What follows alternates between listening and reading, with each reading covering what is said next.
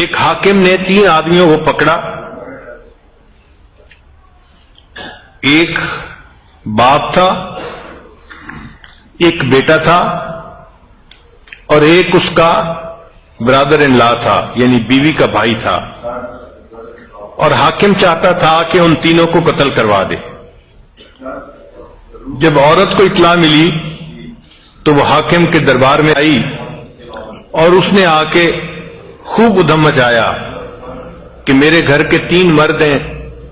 اور تینوں کو اگر آپ قتل کروا دیں گے تو میرا محرم کون رہے گا پیچھے، میں زندگی کیسے گزاروں گی۔ جب اس عورت نے ایسی باتیں کی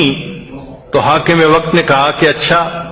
ان تینوں میں سے تم کسی ایک کو چن لو، میں اس کو نہیں قتل کرتا، باقی 2 کو قتل کر دوں گا۔ اب لوگ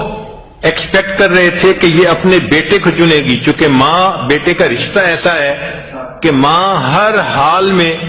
اپنے بیٹے کی حفاظت کرتی ہے۔ بعض سوچ رہے تھے کہ نہیں، یہ اپنے خاوند کو چنے گی اس لیے کہ بیوی ہے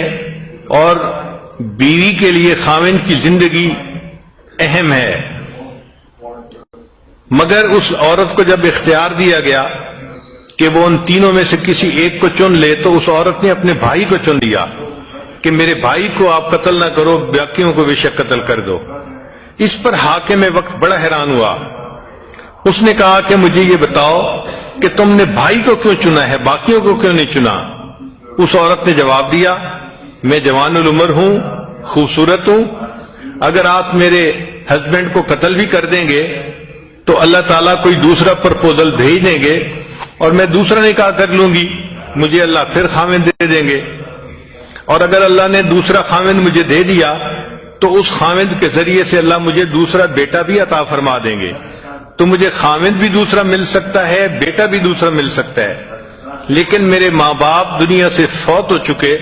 اور اب میرا ایک ہی بھائی ہے، اب مجھے کوئی دوسرا بھائی نہیں مل سکتا، اس لیے میں نے اپنے بھائی کو چن لیا ہے۔ اس عورت کی اس بات کا حاکم کے اوپر اتنا اثر پڑا کہ اس نے تینوں آدمیوں کو معاف کر دیا اور قتل کا حکم واپس لے لیا۔